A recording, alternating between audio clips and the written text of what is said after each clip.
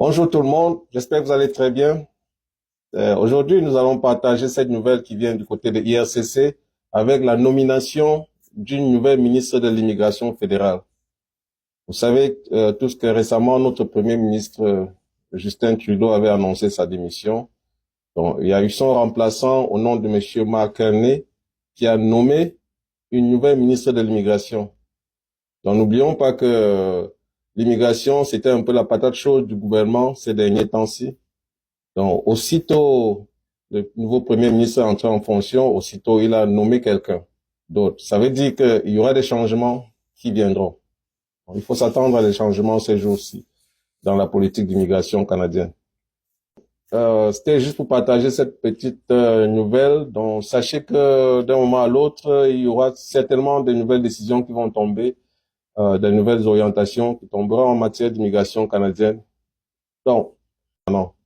Pour ceux qui sont à l'extérieur, comprenez que l'accent sera plus mis sur les catégories de résidents permanents. Donc, ceux qui aspirent à venir ici comme résidents temporaires, oui, c'est vrai que c'est toujours possible, mais les mailles seront un peu plus fines cette fois-ci, parce qu'il y a beaucoup qui sont à l'intérieur qu'il faut déjà essayer de gérer, comme ça se dit. Donc, et n'oubliez pas aussi, les programmes d'immigration ne sont pas suspendus. Contrairement à ceux qui disent que le Canada ne veut plus d'immigration, non. Vous savez, dans Entrée Express, par exemple, il y a les tirages régulièrement. Il y a beaucoup de tirages qui se font, donc ceux qui ont des bons profils dans le bassin continuent d'être tirés. Comment faire pour venir au Canada? La question tombe lorsque je suis sur un dossier d'immigration. C'est simple, il suffit seulement d'avoir de l'argent. À l'époque, c'était difficile, mais depuis un temps, le Canada recherche tellement la main-d'œuvre. Comprenez bien, tellement la main-d'œuvre au Canada au point où ils ont réduit les critères. Maintenant, on ne demande même plus les diplômes parce qu'il y a le travail dans... Je vous explique pourquoi.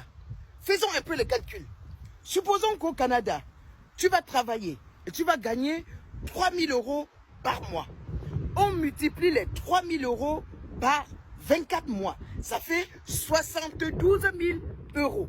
Ce qui correspond à 47 220 000 francs CFA. Supposons que la personne a payé, que tu as payé 7 millions, que la personne a sorti 7 millions de francs CFA pour te faire voyager. Lorsque votre demande de CSQ, lorsque votre visa de résident permanent est délivré, on vous donne votre passeport avec le visa immigrant et on vous donne une confirmation de résidence permanente. Les deux documents vous permettent de voyager. Lorsque vous arrivez au Canada, vous allez passer le contrôle à votre arrivée.